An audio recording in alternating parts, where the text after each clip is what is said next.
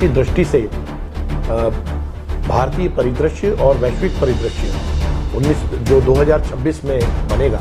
जैसे सबसे एक महत्वपूर्ण विषय था नक्सल मुक्त भारत। इस नव संवत्सर में ये नक्सल मुक्त भारत संकल्प पूर्ण होने में किंचित मात्र भी संदेह नहीं है।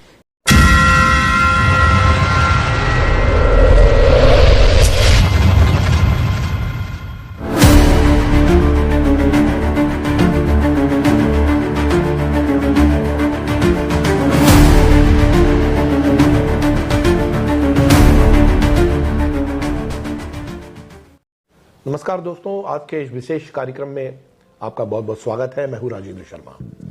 आज की जो चर्चा है वो ज्योतिषी दृष्टि से भारतीय परिदृश्य और वैश्विक परिदृश्य जो 2026 में बनेगा उस पर हमारी चर्चा है और उस पर हम विस्तार से बात करेंगे। हमारे खास मेहमान आज हमारे साथ मौजूद हैं, ज्योतिषी, सुप्रसिद्ध ज्योतिषी और विद्वान पंडित विष्णु राजौरे जी, जो इस पर गहन समझ रखते हैं। आपका बहुत बहुत स्वागत है। पंडित जी, सबसे पहले तो हम 2026 पे अगर नजर डालें तो जो ग्रहों की स्थिति है, जो गोचर है और योग जो बन रहे हैं 2026 में किस तरह के बन रहे हैं और क्या इसमें एक स्थिति निर्मित हो रही है? देखिए, सन 2026 1 जनवरी रात्रि के ठीक 12 बजे, जैसे ही 12 बजते हैं और 12 बजे के बाद सुई जैसे ही आगे बढ़ती है तो 1 जनवरी आंग्ल कैलेंडर के हिसाब से बढ़ जाती है। 1 जनवरी प्रारंभ हो जाती है। हमारे भारतीय ज्योतिष में सूर्योदय से दिन का प्रारंभ माना गया है। तो जो रात्रि में हमेशा, ये पहली बार नहीं है, हमेशा कन्या लग्न में ही 1 जनवरी का प्रवेश होता है कि उस समय लग्न का जो चरण है वो उसी प्रकार से चलित होता है। और सूर्योदय जो पहली किरण है वो धनु लग्न में हमारे पृथ्वी पर आती है, भारतवर्ष पर आती है। तो धनु लग्न में सूर्योदय होता है और 1 जनवरी के दिन सूर्य, मंगल और बुध और शुक्र, ये चारों ग्रह धनु राशि में हैं, मतलब लग्न में रहेंगे सूर्योदय के समय। और चंद्रमा अपनी उच्च राशि में रहेंगे, रोहिणी नक्षत्र होने के कारण वृषभ राशि में रहेंगे। गुरु चूंकि बकरी चल रहे हैं इस समय, तो अभी मिथुन राशि में गोचर कर रहे हैं, उस समय मिथुन राशि में रहेंगे। शनि भी बकरी हैं जो कि इस समय, उस समय कुंभ राशि में रहेंगे। राहु शनि के साथ गोचर कर रहे हैं। केतु सूर्य की राशि सिंह में गोचर करेंगे। अब जो वर्ष के प्रारंभ की ये गोचरीय ग्रहों की गोचरी व्यवस्था है, इसके अनुसार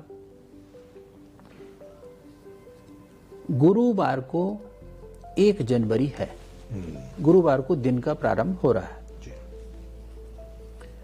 और हमारे जो संवत्सर है, नव संवत्सर जिसको बोलते हैं, आने वाला संवत्सर भी गुरुवार को ही गुड़ी पड़वा के दिन प्रारंभ होगा।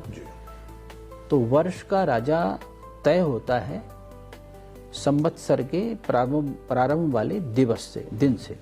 तो गुरु इस वर्ष के राजा रहेंगे और 1 जनवरी को भी संयोग से गुरुवार है, तो वो वर्ष के राजा भी गुरु है। तो इसका तात्पर्य ये होता है कि जब किसी भी देश में बुद्धिमान, ज्ञानवान व्यक्ति राजा के रूप में हो, तो हम ये अपेक्षा कर सकते हैं कि वो अपने ज्ञान कौशल से देश की व्यवस्था को, समाज की व्यवस्था को, प्रदेश की व्यवस्था को अपने बुद्धि बल से सुचारू रूप से संचालित करेगा। तो वो परिदृश्य इस ज्योतिष के आधार पर भी हमको अपने भारतवर्ष में भी और अपने प्रदेश में भी देखने को मिलेगा। और ग्रहों की जो मंगल उसका मंत्री है।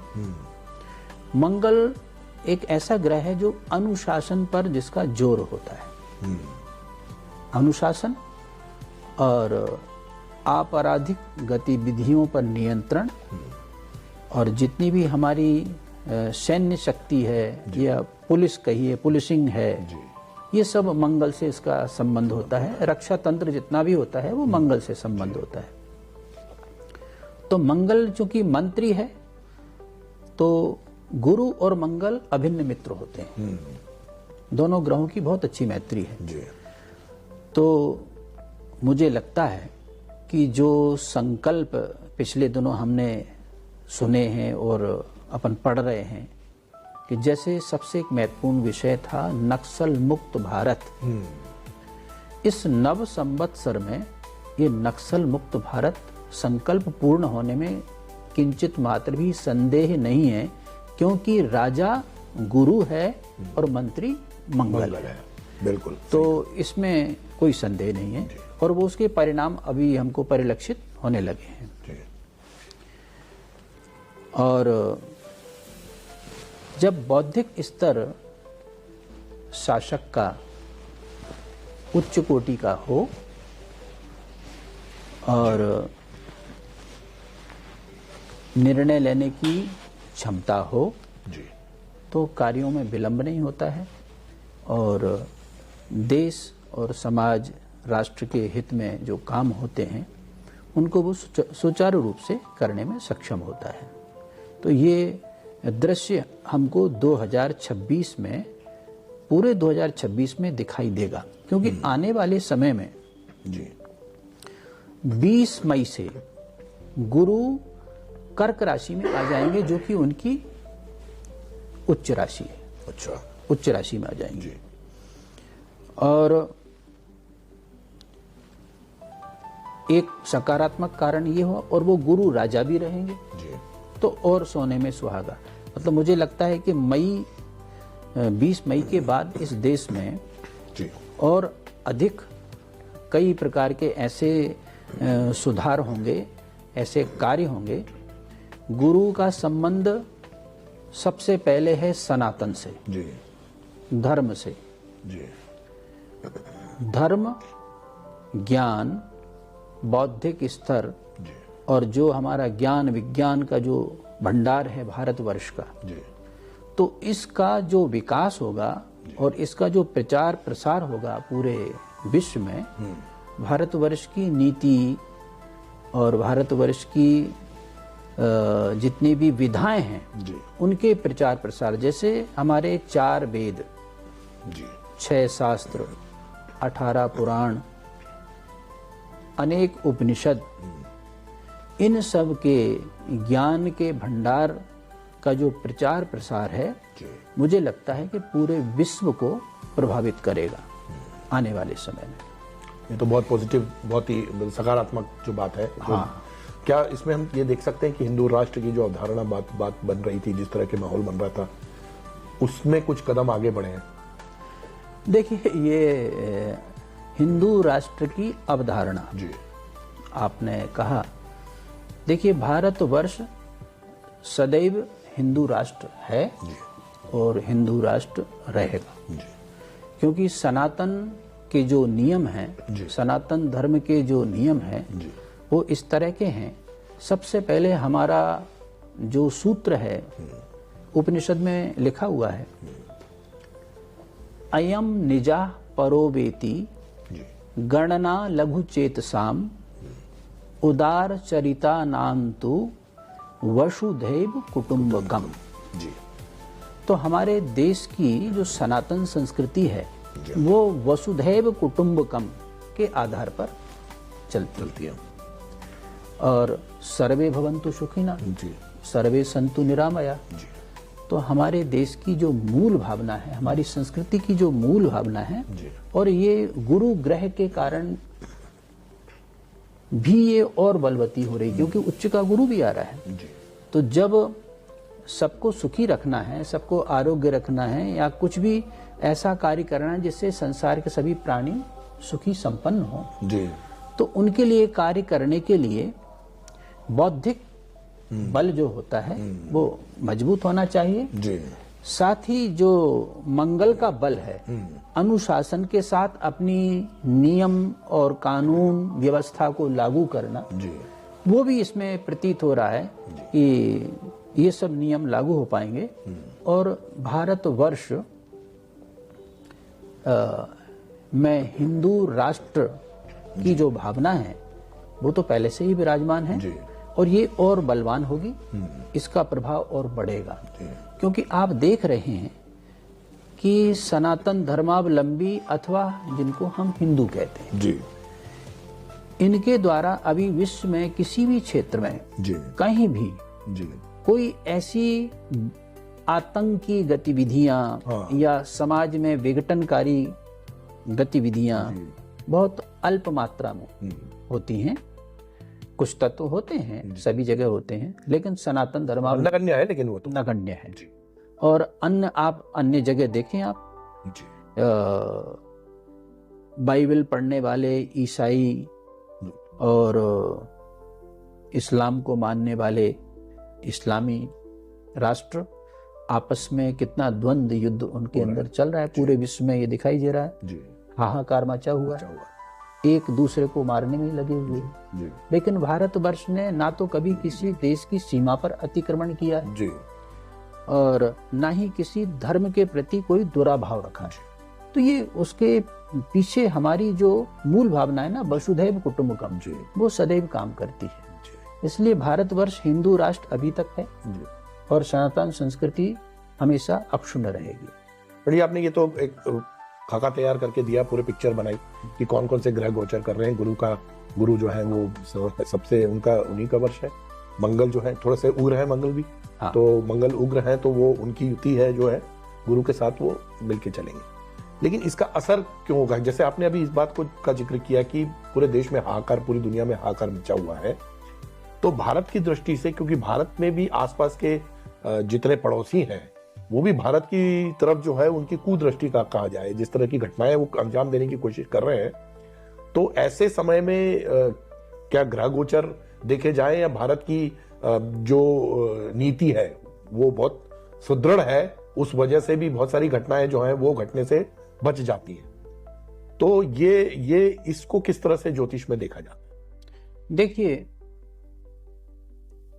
जो मैंने अभी आपको उल्लेखित किया है कि मंगल जी, मकर राशि में गोचर करेंगे, जी, धनु से मकर में आएंगे जी, और मकर राशि मंगल की उच्च राशि होगी। जी, जी, तो इसी दौरान आप देखेंगे कि भारत की शक्ति जी, पिछले दिनों की अपेक्षा कई गुना बढ़ेगी जी, और निश्चित रूप से हम देख रहे हैं। जी, अब हमने काफी सार्वजनिक जीवन जिया है और पहले की अवस्थाएं और अभी मतलब 50 वर्ष की जो व्यवस्थाएं हैं उनसे तुम भली भांति सुपरिचित हैं ही, जी, आप भी हैं। तो हम देख रहे हैं कि अब स्थिति में कितना सुधार हुआ है, जी, उसका हमको अभी परिणाम दिखेंगे। देखिए, पड़ोसी, अटल जी कहते थे कि पड़ोसी से हमेशा अच्छे संबंध होने रखना चाहिए। चाहिए। जी हाँ, तो ये केवल भारतवर्ष पर तो लागू नहीं होता, जी, उन पर वो भी, उनके भी हम पड़ोसी हैं। पड़ोसी हैं। तो हम उनके पड़ोसी हैं, वो हमारे पड़ोसी हैं, तो दोनों पर नियम ये लागू होता है। यदि पड़ोसी कोई ऐसी गतिविधि करेंगे कि जो हमारे देश के प्रतिकूल है, तो फिर उनको हम कठोरता के साथ व्यवहार करेंगे, जैसे कि अभी ऑपरेशन सिंदूर हुआ था। जी, तो ये किसी को गलतफहमी नहीं होनी चाहिए कि भारतवर्ष अब बहुत शक्तिशाली देश के रूप में उभर रहा है, विश्व की तीसरी अर्थव्यवस्था के रूप में अभी कुछ ही दिनों में प्रवेश कर जाएगा। तो ये कोई मामूली बात नहीं है कि आने वाले 10-12 सालों में 11वें स्थान से तीसरे स्थान पर आना, ये अपने आप में बहुत बड़ी उपलब्धि है। इसको जन सामान्य को सबको दिखाई दे रही है, समझ भी रहे हैं।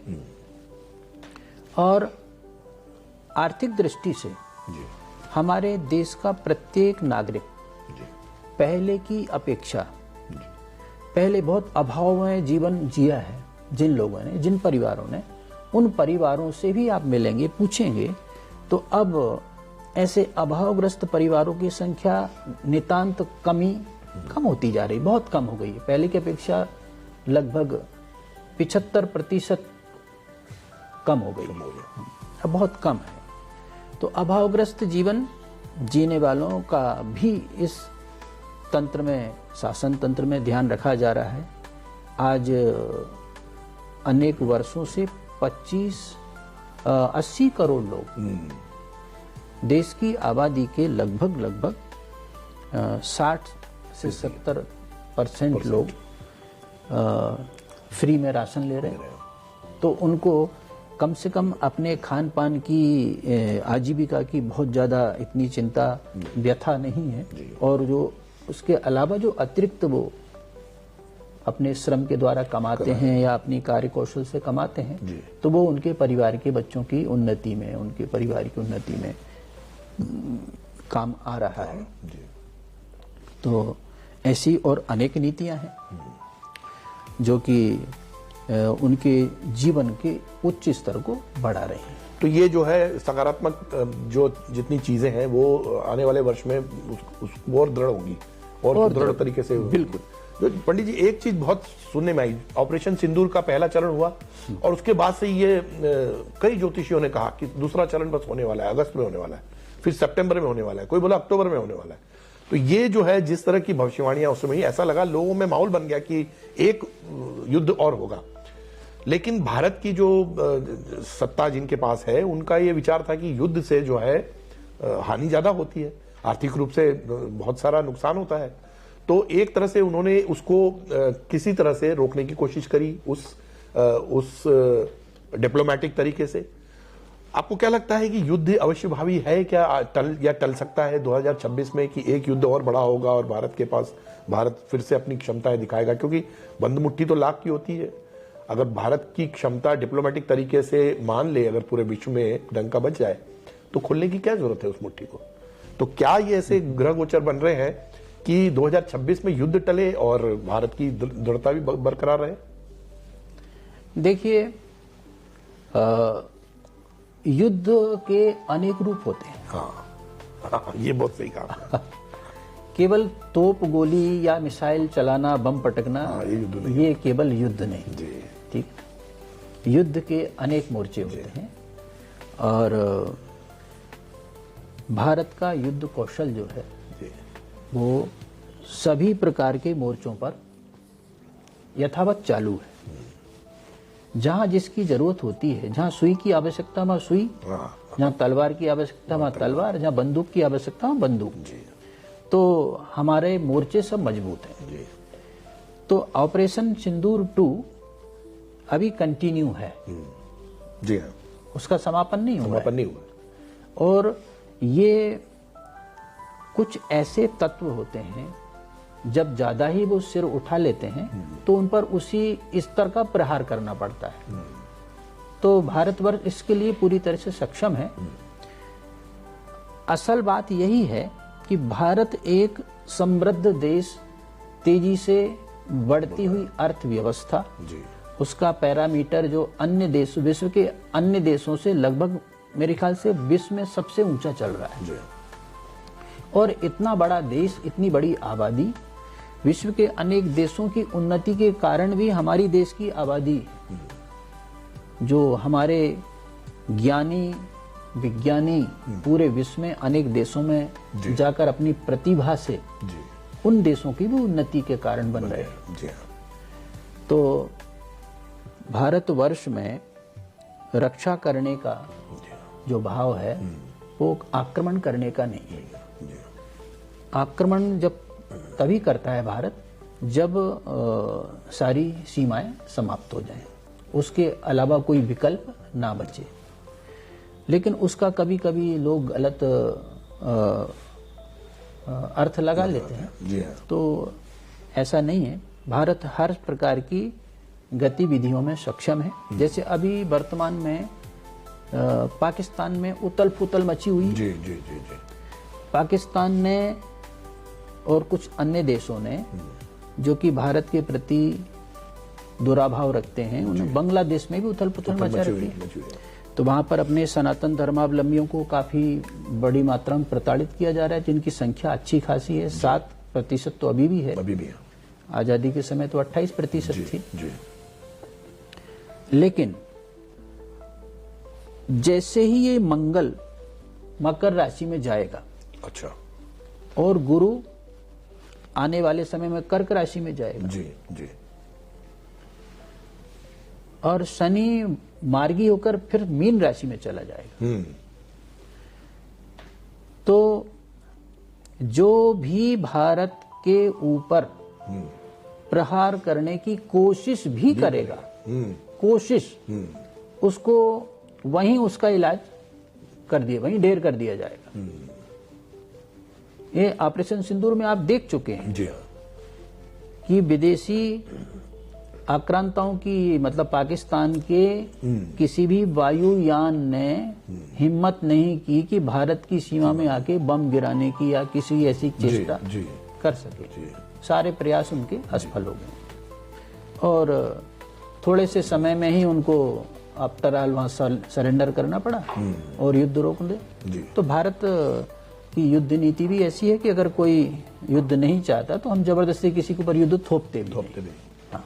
तो मतलब युद्ध चल रहा है और जैसा जिसको जवाब है वैसा दिया जाएगा। बिल्कुल। और भारत के आसपास के जितने देशों में उथल पुथल मच रही है, भारत की तरफ अगर तिरछी नजर कर रहे हैं तो उसका परिणाम उनको भोगना पड़ेगा। बिल्कुल। तो 2026 में यह माना जाए कि भले ही आप फिजिकल वॉर ना हो, लेकिन जो डिप्लोमेटिक तरीके से या जो अन्य तरीके से है वो वॉर, वो युद्ध जो है, या जिसे कहना चाहिए कि भारत का जवाब अपनी तरफ से लगातार मिल रहा है, जारी रहेगा ना। लेकिन ग्रह अगर देखें सर, ग्रह की जो जैसे कहा जाता है कि पाकिस्तान की में बड़ी उथल पुथल हो रही है और उसका प्रभाव चूंकि भारत पे पड़ता है, वहां पे भी जो कुछ होता है, या नेपाल में जैसे हुआ जेनजी का, या बांग्लादेश में जो हो रहा है, लोग विचलित हैं यहाँ पर बांग्लादेश को लेकर, सनातनी बहुत विचलित है। तो क्या लगता है कि रिजीम चेंज, मतलब वहां से नेतृत्व में कुछ परिवर्तन, पाकिस्तान बांग्लादेश में नया नेतृत्व आएगा, या भारत जो है उसमें अहम भूमिका निभाएगा, ऐसा कुछ बदलाव वहां नजर आ रहा है? देखिए, पाकिस्तान और बांग्लादेश जी, दो देशों में लोकतंत्र की कोई स्थान नहीं वहां पर। लोकतंत्री व्यवस्था में पूरी तरह से भंग है और वो कभी भी स्थापित नहीं हो पाई। तो ऐसे देशों में हमेशा ऐसे तत्व अक्सर बीच बीच में आया करते हैं जो पूरी देश की व्यवस्था को नष्ट भ्रष्ट कर देते हैं। उससे हमारे भारतवर्ष को नुकसान होता है, क्योंकि वहां पर भी कई सनातन धर्मावलंबी निवास कर रहे हैं, क्योंकि भारत भूभाग से ये सब बने हुए हैं। हमारे तीर्थ स्थल वहां पर हैं, देवालय हैं, और उनको कष्ट उठाना पड़ रहा है। तो ये जरूर अपेक्षा रहेगी कि ये रामायण में एक चौपाई है, सचिव विराग विवेक नरेशु, सुदिन सुमंगल सुंदर देशु,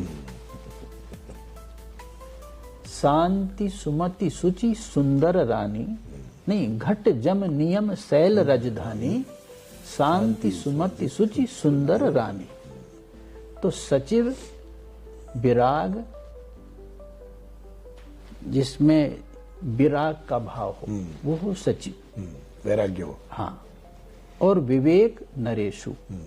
तो ये संवत्सर बिल्कुल इस चौपाई के अनुकूल आ रहा है। बिल्कुल।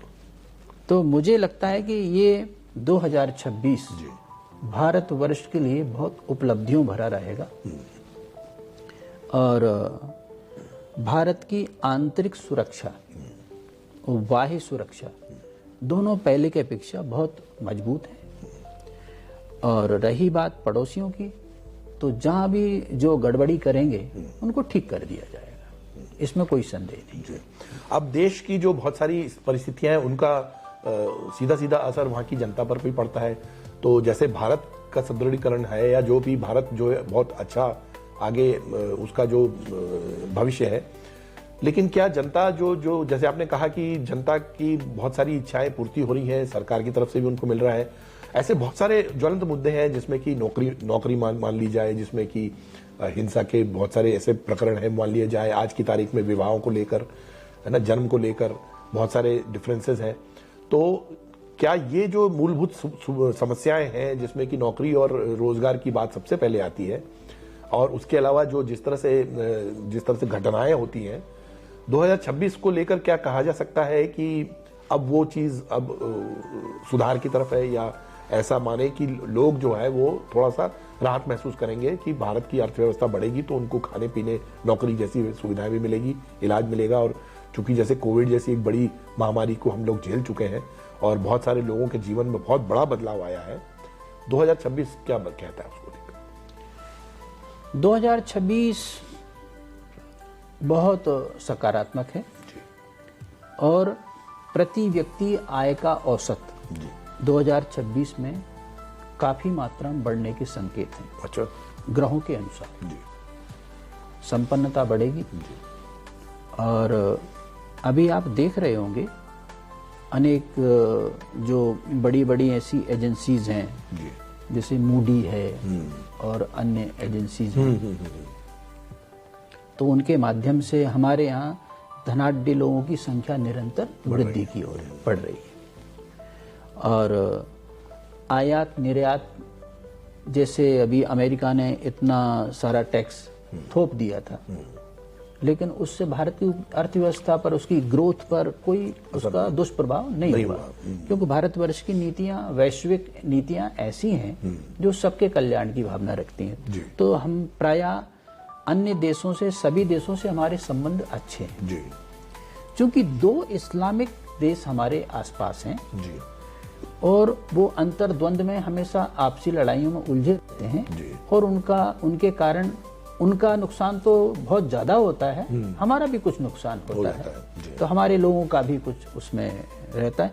लेकिन अन्य जो भारतीय मित्र देश हैं उनकी संख्या बहुत बड़ी है। और जैसे अभी आप देखें, तात्कालिक न्यूजीलैंड से भारत का फ्री ट्रेड प्रारंभ होने हो गया है। जी हाँ। और न्यूजीलैंड को हम कम पैसे देते हैं और उनसे कई गुना वो हमसे सामान लेते हैं, क्योंकि हमारा देश बहुत विशाल है, उनकी आवश्यकताओं को पूर्ति करने में हमारा देश बहुत सक्षम है। और तो ये आदान प्रदान का समय है। तो अमेरिका से भी मतलब सुलझ जाएंगे, जो भी वार्ता हो रही है अमेरिका से बिल्कुल सुलझ जाएंगे। और अमेरिका को भी ये समझ में आ जाएगा, कई चीजों पर अमेरिका भारतवर्ष पर काफी निर्भर है, तो उनको समझ में आ रहा है। बौद्धिक रूप से तो पूरी सिलिकॉन वैली भारतीय चला रहे हैं, सबसे बड़ी तो यही, डॉक्टर्स बड़े भारतीय वहाँ पे, सारे भारतीय। बौद्धिक संपदा तो भारतवर्ष के ऊपर ही पूरी निर्भर है अमेरिका की। नासा से लेकर और जहाँ भी किसी भी क्षेत्र में देखें, वहाँ पर चिकित्सा का क्षेत्र हो, विज्ञान का क्षेत्र हो, कंप्यूटर का, साइंस का, AI का, जितना भी टेक्नोलॉजी का फील्ड है, उसमें भारतवर्ष के वैज्ञानिक वहाँ पर शीर्षस्थ स्थानों पर विराजमान है। तो बौद्धिक स्तर में भारतवर्ष की जो संपदा है वो सबसे प्रचुर है। तो जो लोग जैसे अमेरिका जाके पढ़ाई करना चाहते थे, काफी उनको दिक्कतें आई, और अब वो उनमें से बहुत सारे लोग वापस भी आए, क्योंकि वो वीजा का जो चक्कर था, H1B वीजा, उसकी भी बहुत सारी मारामारी हुई। ऐसा लगता है कि ये वापस, ये इसमें कुछ स्थिति में नियंत्रण, ये नीतियां परिवर्तनशील रहती हैं। ये तो क्या, जो वर्तमान में अमेरिका में जो राष्ट्रपति हैं ट्रम्प, तो वो पल में मासा पल में तोला होते रहते हैं। उनकी नीतियां स्थिरता नहीं रहती है, तो वो कब क्या निर्णय लें, कभी किसी को देवता बता देते हैं, उसी को फिर वो दैत्य बता देते हैं। तो ऐसा उनके जो स्वभाव में है। लेकिन भारतवर्ष की नीति स्थिर रहती है, हम अपनी नीति पर अडिग रहते हैं। अब राजनीति अगर नजर देखें तो भारत में जो अगले साल मतलब 2026 में करीब 10 राज्यों के चुनाव है, और इस बार तो बड़ा आश्चर्यजनक परिणाम आया जब बिहार के चुनाव जीते, और बहुत सारे लोगों की भविष्यवाणियां भी फेल हो गई एक तरह से। कई लोग बता रहे थे कि भाई लालू यादव या उनकी पार्टी है वो। तो ऐसी स्थिति में राजनीतिक रूप से कौन सा दल आपको ऐसा लगता है कि वो सक्षम रहेगा और कौन सी ऐसी पार्टियां हैं जो कि ऐसा लगता है कि वो अपना एक अलग बनाएंगी, अपना एक अलग स्थिति पैदा करेंगी? देखिए, गुरु उच्च राशि में गोचर करेगा पूरे वर्ष पर। जी जी जी। अब ये, और शनि भी गुरु की राशि में गोचर करेगा जी। तो ये परिदृश्य ऐसा है कि राष्ट्र धर्म को मानने वाली पार्टियां जी या पार्टी जो सबसे आगे है उनमें भारतीय जनता पार्टी, ग्रहों के अनुसार भी और वर्तमान में भारतीय परिदृश्य में अब जैसे जैसे शिक्षा का स्तर बढ़ रहा है, शिक्षा का स्तर बढ़ने के साथ ही उसके अंदर राष्ट्र की भावना भी उत्पन्न होती है, राष्ट्र के बारे में अध्ययन पठन पाठन भी करता है, हमारे शास्त्रों का भी अध्ययन करता है, समाज से भी जुड़ता है। तो जैसे जैसे शिक्षा का स्तर बढ़ रहा है और सनातन का भाव जो प्रगाढ़ होता जा रहा है और जो विघटनकारी शक्तियां जितना सिर उठाती हैं, सनातनी उतना ही एकाग्र होता है, उतना ही कंसोलिडेटेड होता है, उतना ही एकत्र होता है, मजबूत होता है। तो ऐसी परिस्थितियां जो हैं ऐसी बन रही हैं कि अभी तो मोदी जी का कोई विकल्प नहीं है और मोदी जी की शक्ति निरंतर बढ़ेगी। देश में, प्रदेशों में मोदी जी की शक्ति निरंतर बढ़ेगी। ये कहा जा रहा था कि मोदी जी की धीरे धीरे वो खुद ही छोड़ के चले जाएंगे, 2027 में वो प्रधानमंत्री पद त्याग देंगे, कोई दूसरा नाम आ जाएगा, योगी भी नहीं रहेंगे, अमित शाह भी नहीं रहेंगे। लेकिन किंतु परंतु लेकिन मतलब बहुत सारे आ गए हैं इसमें बीच में। ये तो काल्पनिक बातें रहती हैं। हाँ। ये कोई इनका औचित्य नहीं। बहुत सारे लोगों के पास सही समय और गणना का बहुत काल भी नहीं रहता है। हाँ। तो वो अलग अलग समय और गणना की जब करते हैं, काल की गणना करते हैं, तो जाहिर सी बात है कि बहुत सारे रिजल्ट सबके अलग अलग होंगे, क्योंकि हर कोई ज्योतिष ऐसा नहीं कह रहा है कि एक बात, मतलब एक कोई ऐसी बात नहीं है जो कि हर ज्योतिष कह रहा है कि मोदी जी जाएंगे या नहीं जाएंगे। तो उसमें बहुत सारा कंफ्यूजन आ जाता है कि लोग ये सोचते हैं कि एक तरह से अस्थिरता का माहौल तो नहीं होगा, क्योंकि भविष्य, अगर आप भविष्य में ये इस बात को ला रहे हैं कि राजनीतिक अस्थिरता हो सकती है, आपका प्रधानमंत्री बदल सकता है, तो जाहिर तौर पर एक देश में स्थिरता जो है उस पर थोड़ा सा तो आंच आएगी। और जब जनता उनको चुन रही है तो ये कहां तक सही माना जाए कि कोई दूसरा बड़ा नेता वो प्रधानमंत्री पद के लायक है, क्योंकि मोदी जी की जो कुंडली है वो तो अभी सभी लोगों ने बहुत तरीके से देखी नहीं है ठीक से। देखिए, भले ही उनकी कुंडली ना देखी हो जी, लेकिन उनके क्रियाकलापों को जी पूरे भारतवर्ष ने और पूरे विश्व ने जी बहुत अच्छी तरह से अब देख लिया है, समझ लिया है, समझने भी लगे जी। जिस तरह से, जिस नीति से उन्हें भारतवर्ष को नई दिशा दी है, ऊर्जा दी है, और अभी भी वो इतनी सक्रियता से कार्य कर रहे हैं, वो उनकी इच्छा से ही पद त्याग करेंगे। और जब उनको समझ में आ जाएगा कि फला व्यक्ति इस योग्य है, पूरे भारतवर्ष के प्रति जो भाव उनके हृदय में है, ऐसे ही हृदय का व्यक्ति उनको जैसे ही दिखाई देगा। और भारतीय जनता पार्टी कोई छोटी मोटी पार्टी नहीं है, विश्व की सबसे बड़ी पार्टी है।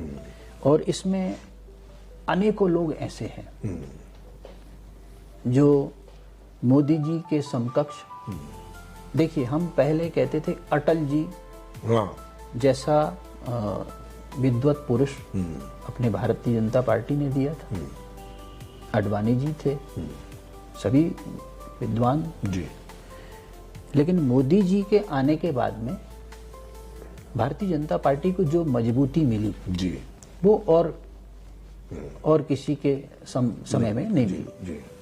अब ये निरंतर जो इनके बाद आएंगे वो हो सकता है इनसे ज्यादा और मजबूत करें। तो ये कभी मत सोचिए कि विकल्प नहीं है जी। विकल्प हमेशा रहेंगे, और जो मार्ग एक बार चल जाता है उस मार्ग को और मजबूत करने वाले लोग इस समाज में, सनातन धर्मावलंबियों में ज्ञानी पुरुष बहुत हैं, और वो आएंगे, सामने आएंगे मोदी जी की इच्छा से ही अगले प्रधानमंत्री। हाँ, मतलब कि अभी जो फिलहाल नाम चल रहे हैं कि गृह मंत्री बन जाएंगे, विदेश मंत्री बन जाएंगे, मुख्यमंत्री उत्तर प्रदेश के बन जाएंगे, ये स्थिति तब आएगी जब मोदी जी हटेंगे। और मोदी जी अभी हटने नहीं वाले। जब उनकी इच्छा होगी, जब उनको लगेगा कि देश को चलाने में ऐसा कोई मजबूत नेतृत्व उनकी नजर में है जो कि चला सकता है, तो वो अपना जो है वो राजपाट उसको सौंपेंगे और फिर हो जाएंगे। बिल्कुल। तो मतलब भारत की स्थिरता को लेकर 2026 बहुत सकारात्मक है। बहुत सकारात्मक। भारत की स्थिति बहुत मजबूत होगी और मोदी जी के बहुत सारे निर्णय जो हैं जी इस देश को मजबूत करने में बहुत कामयाब हुए जी। बहुत सारे निर्णय जी। अब हम नजर डालते हैं, जैसे अमेरिका है या चाइना है, दोनों देश बहुत मजबूत हैं, सुपर पावर है। हाँ। और अमेरिका के साथ भारत के संबंधों में अभी थोड़ी सी ऐसी खटास आई है कि क्योंकि उन्होंने मनमाना टैक्स जो है वो भारत पे लगाने की कोशिश करी। टैक्स रिफॉर्म्स के तहत वहां के भारतीयों जो बौद्धिक संपदा है वो उसको थोड़ा सा परेशान किया, लेकिन थोड़ा समझ में आया। भारत और अमेरिका के रिलेशंस को किस नजर से देखते हैं और आने वाले समय में अब आपको, जैसे कि आपने कह दिया है कि ट्रंप जो है उनको समझ में आएगा, तो लेकिन क्या ट्रंप रहेंगे अमेरिका में इतने लंबे समय तक? मुझे नहीं लगता। अब ट्रंप का ये बस आखिरी जी टर्म है। इसके बाद फिर ना जो भी राष्ट्रपति आएंगे जी, तो भारत वर्ष के संबंध अमेरिका से अच्छे रहे। पर ये ट्रंप पूरा कर भी पाएंगे कि नहीं करेंगे? ट्रंप अब पूरा कर सकते हैं अगर वहाँ ऐसा कम होता है कि पूरा कार्यकाल ना कर पाए।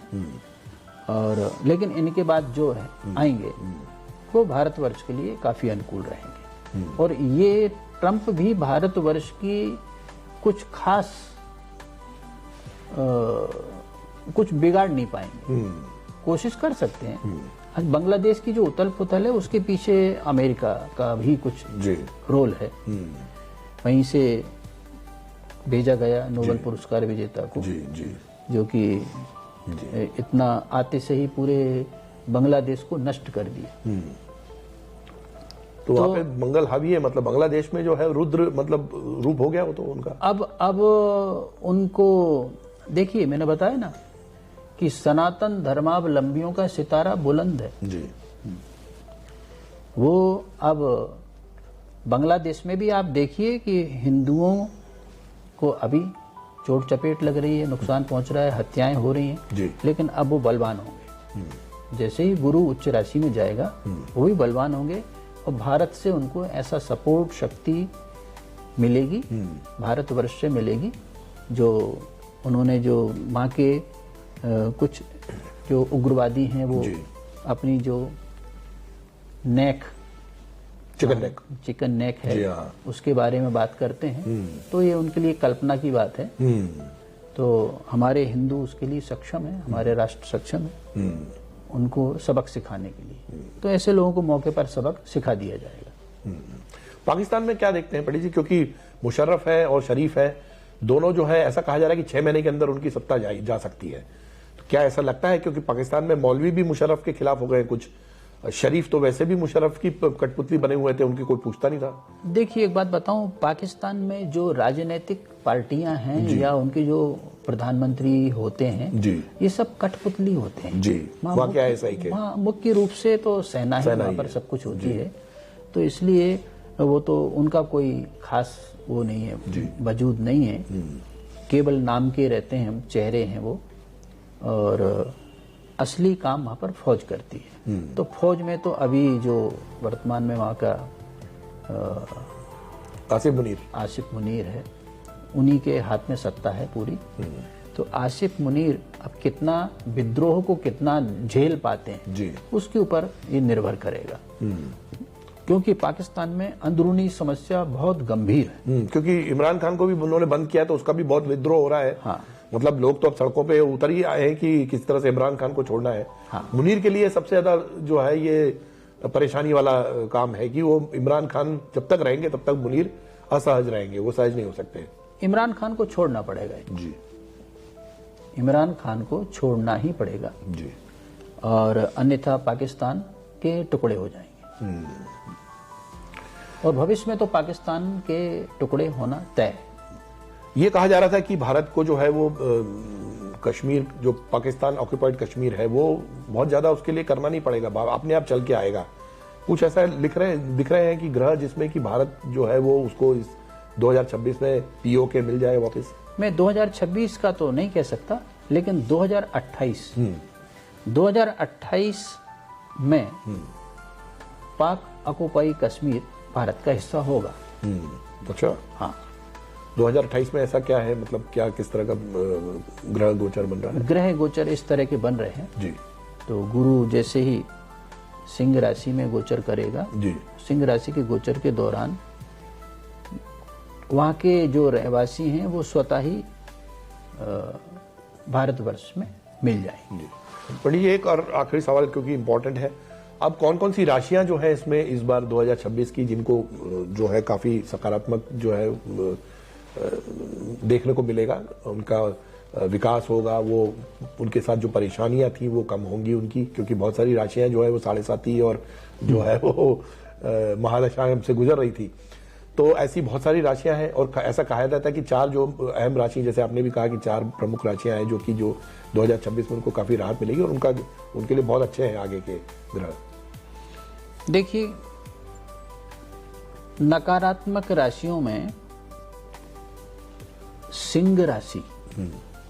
सिंह राशि को इस पूरे वर्ष में सावधानी की परम आवश्यकता रहेगी। इसके बाद कुंभ राशि, मीन राशि और मेष राशि, इनको मध्यम श्रेणी की आवश्यकता रहेगी। धनु राशि वालों का उतना कोई नुकसान नहीं होगा, बाकी अन्य राशियों में सबकी उन्नति होगी।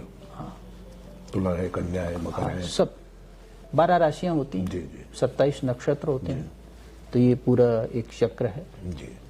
नक्षत्रों के आधार पर राशि का निर्धारण होता है।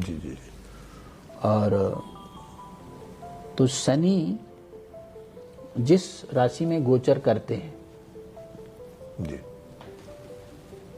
तो उस राशि के एक आगे की राशि और एक पीछे की राशि, उन पर 7.5 ही रहता है। और जिन राशि से अष्टम और चतुर्थ होते हैं उन पर ढैया शनि होता है। तो सिंह राशि पर इस पर सबसे ज्यादा कठोर प्रभाव रहेगा, क्योंकि वो शत्रु राशि भी है शनि की, इसलिए। लेकिन वो 4 राशि सिंह और दूसरे जो है वो थोड़े सावधान रहे। हाँ, वो सावधान रहे। शनि का निवारण करें, शनि का दान करें, संकट मोचन हनुमान अष्टक, हनुमान जी की आराधना करें, पितरों को प्रसन्न रखें, पीपल के वृक्ष में जल चढ़ाएं। ये बड़ी सरल सी उपाय होते हैं।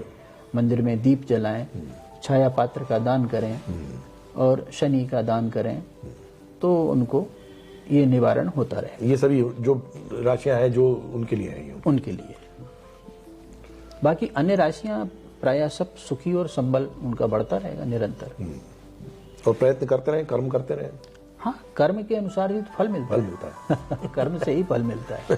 हमारे से बात करने के लिए बहुत बहुत धन्यवाद। तो आपने देखा कि पंडित राजौरी जी ने जो जिस तरह से सभी जगह ये बात होती थी कि 2026 जो है वो बहुत ही कष्टकारी होगा या ऐसे बहुत राजनीतिक उथल पुथल रहेंगी, लेकिन जब गणना कर रहे हैं, जब जिस तरह से ग्रह गोचर चल रहा है, उससे बहुत साफ तस्वीर एक समझ में आ रही है कि भारत जैसा राष्ट्र जो कि विश्व वसुधैव कुटुंबकम पर भरोसा करता है और पूरे विश्व को साथ में लेने की बात करता है, वो किसी का अहित नहीं करता है। तो ऐसे राष्ट्र जो कि हमेशा अच्छा सोचते हैं दूसरों के बारे में, उनके लिए कम से कम ये सकारात्मक राष्ट्र रहेगा। और भारत ने अपनी ताकत का बहुत सारा जो है वो अपनी ताकत बताई है। भारत ने ये भी बता दिया है कि भारत से पर तिरछी नजर डालने वाले दूसरे राष्ट्रों की क्या गति हो सकती है। तो उसको लेकर भारत का भविष्य 2026 में बहुत अच्छा नजर आ रहा है। लोगों में इसमें सकारात्मकता के भाव दिखाई दे रहे हैं। आपको ये कार्यक्रम पसंद आया तो हमें जरूर लिख भेजिए, क्योंकि बहुत सारे ऐसे सवाल हैं जो इतने छोटे से कार्यक्रम में हम ले नहीं सकते, लेकिन आपकी जिज्ञासाओं में हम कोशिश करेंगे कि आपको आपकी जिज्ञासा पूरी हो सके, शांत हो सके। हमारे साथ बने रहने के लिए बहुत बहुत धन्यवाद। जय हिंद।